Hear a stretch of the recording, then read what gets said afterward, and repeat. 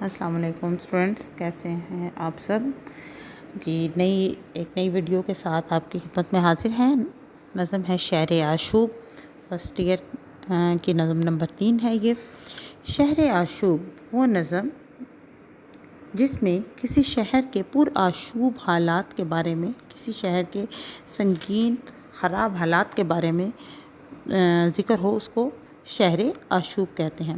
اور یہ آگرہ شہر کی بدحالی کا یہاں پر ذکر ہو رہا ہے۔ آگرہ ہندوستان کی شمالی ریاست اتر پردیش کا اہم شہر ہے اور اس کا پرانا نام اکبر آباد تھا۔ بالخصوص شہنشاہ جلال الدین اکبر، جو کہ مغلیہ دور کا شہنشاہ تھے، ان کے زمانے میں یہ دارالسلطنت رہا اور اس کی مشہور عمارتوں میں تاج محل ہے اور اس کی وجہ شہرت بھی ہے۔ اس کے ساتھ ساتھ اکبر بادشاہ نے وہاں پر لال قلعہ بھی قائم کیا، جو ایک خوبصورت اور بڑی قدیم تاریخی عمارت ہے۔ اس شہر کی تاریخ بتاتی ہے شاہ جہاں اور سکندر کی تعمیر کردہ کئی خوبصورت عمارتیں، جن میں فتح پور، کیسری، سکندر ایوان، دیوان خاص اور دیوان عام سر فہرست ہیں۔ یہاں پر تعمیر شدہ کئی مساجد بھی ہیں، جن میں سے شاہی جامع مسجد آج بھی پوری آب و تاب، پوری شان کے ساتھ مسلمانوں کا دل موہ لینے کی صلاحیت رکھتی ہے۔ تاج محل، قلعہ موتی مسجد، جامع مسجد، اکبر کا مقبرہ وغیرہ یہاں کی شاندار تاریخی عمارات میں سے ایک ہیں۔ اگر ہم ذکر کرتے چلیں شہر آشوب کا، تو اس کے شاعر کے بارے میں، اس کے حالات زندگی کے بارے میں آگاہی حاصل کرنا بہت ضروری ہے۔ اور اب ہم پڑھنے جا رہے ہیں نذیر اکبر آبادی کے حالات زندگی۔ ابھی تک اگر آپ نے اس چینل کو سبسکرائب نہیں کیا تو جلدی سے بیل آئیکن کو دبائیے تاکہ آپ آنے والی ہر نئی ویڈیو کو سن سکیں۔ جی، نذیر اکبر آبادی کی پیدائش 1740 میں، وفات 1830 میں ہوئی۔ سید ولی محمد نذیر اکبر آبادی آگرے میں پیدا ہوئے۔ والد کا نام سید محمد فاروق تھا۔ آگرے کے ایک مکتب میں عربی اور فارسی کی تعلیم حاصل کی۔ نذیر نے بڑے پرآشوب زمانے میں ہوش سنبھالا۔ پرآشوب زمانہ وہی قتل و غارت گری، فسادات کا زمانہ، مشکل حالات کا زمانہ، اور ہوش سنبھالنا یعنی 10 سے 18 سال کی عمر کا وہ زمانہ جس میں بچے کو اچھے برے کی تمیز ہوتی ہے۔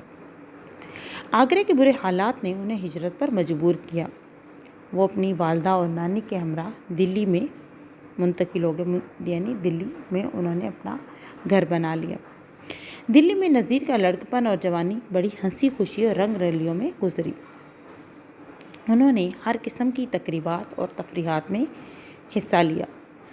طبیعت موضوع تھی، اس لیے شاعری شروع کی، یعنی ان کی طبیعت کا میلان شروع سے ہی شاعری کی طرف تھا۔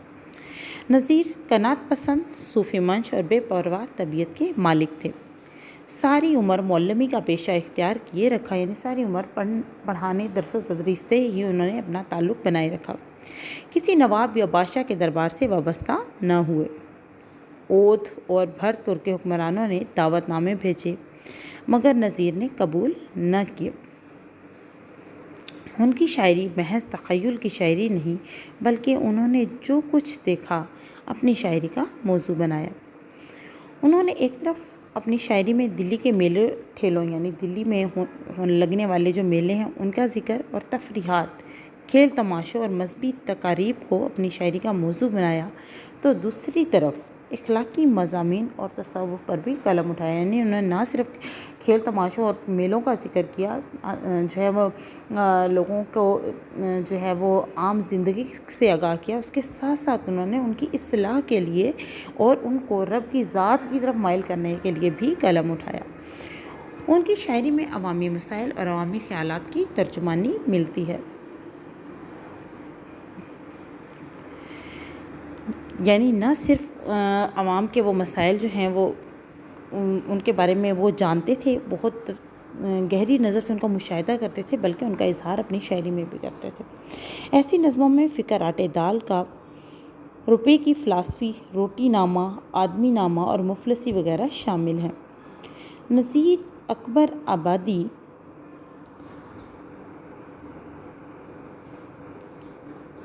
ایک نئے طرز کے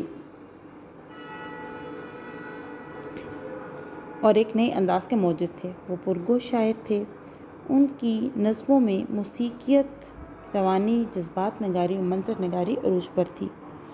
وہ مشکل اور ادق قافیے باندھنے میں انہیں کمال حاصل تھا۔ ان کے کلام میں مذہبی رنگ موجود ہے۔ انبیاء کرام، بزرگان دین سے عقیدت ان کی شاعری میں موجود ہے۔ نذیر اکبر آبادی نے طویل عمر پائی۔ آخری عمر میں وہ فالج میں مبتلا ہو گئے اور اسی مرض میں وفات پائی۔ ان کا مجموعہ کلام ہے کلیات نذیر اکبر آبادی۔ اگلی ویڈیو حاصل کرنے کے لیے اس چینل کو سبسکرائب کریں، اور اس کی انشاءاللہ ہم جو نظم ہے وہ اگلی ویڈیو میں نہ صرف اسے پڑھیں گے بلکہ اس کے مشکل الفاظ سے آگاہی حاصل کریں گے اور ساتھ اس کی وضاحت بھی کریں گے۔